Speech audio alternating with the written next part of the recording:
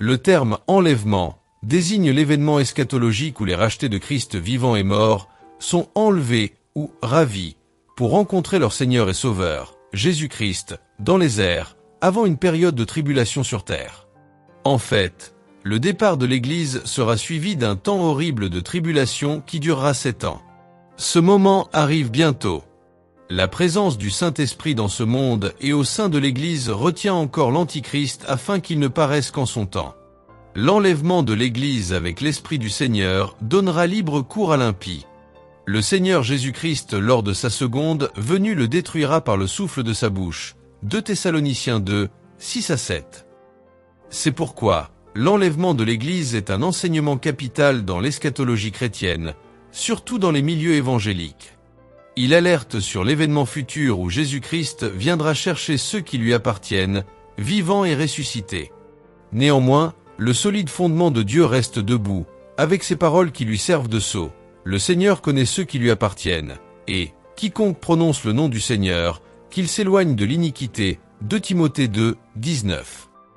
Le mystère de l'enlèvement de l'Église, appelé aussi le mystère de la résurrection, est la transformation de ceux ou celles qui sont nés de nouveau en Jésus-Christ.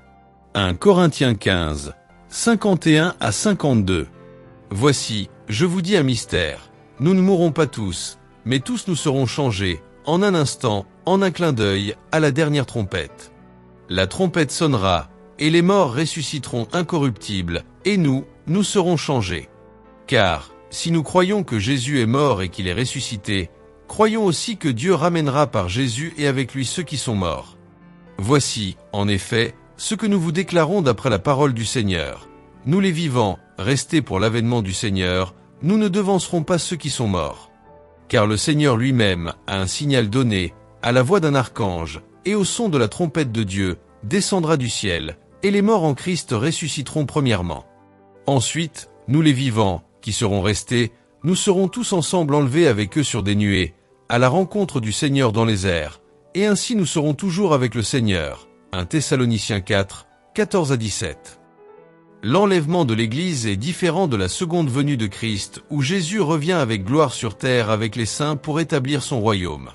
Tout œil le verra. Apocalypse 19, 11-16. Dans l'enlèvement, en revanche, notre Seigneur vient pour son Église, les vrais adorateurs du Père en Jésus-Christ. Ceci est un événement soudain et secret. Luc 17, 27-37. Tenez-vous prêts, car le Fils de l'homme viendra à l'heure où vous n'y penserez pas. Amen.